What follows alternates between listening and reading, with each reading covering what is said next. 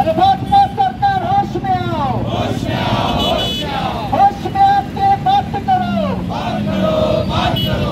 बात तो तुमको करनी होगी, करनी होगी, करनी होगी, वरना कुर्सी खाली करनी होगी, करनी होगी, करनी होगी। लोकशाही का निलंबन करना भाजपा सरकार मुर्दाबाद, मुर्दाबाद, मुर्दाबाद। अरे नरेंद्र मोदी तेरी हुकुमशाही नहीं चलेगी, नहीं चलेगी, नहीं चलेगी। लोकशाही जिंदाबाद, जिंदाबाद, जिंदाबाद, लोकशाही जिंदाबाद, जिंदाबाद, जिंदाबाद। पहिला असेल लोकसभा असेल राज्यसभा असेल इंडिया आघाडीचे जे गड्डक खासदार आहेत त्यांचं निलंबन इथं केलं गेलं आहे आणि ते निलंबन करण्यामागचं कारण आपल्याला माहीत असेल।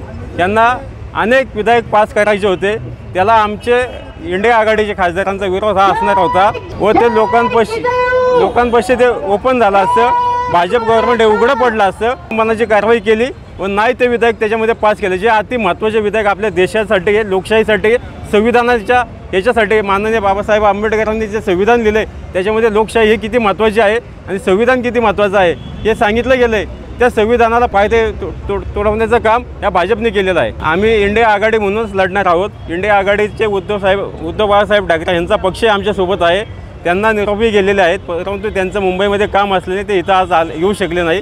पुढच्या आंदोलनामध्ये ते नक्की असतील।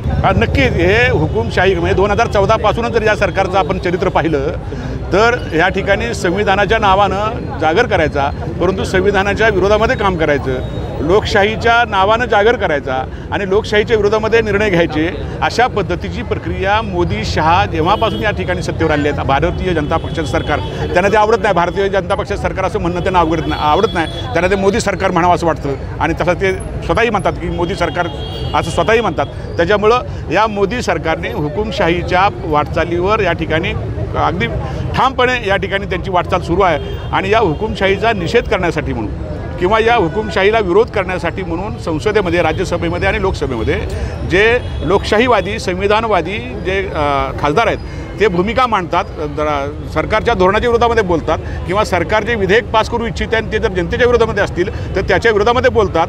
त्याच्यामुळं तो धोका निर्माण होतो आहे त्या हुकुमशहांना।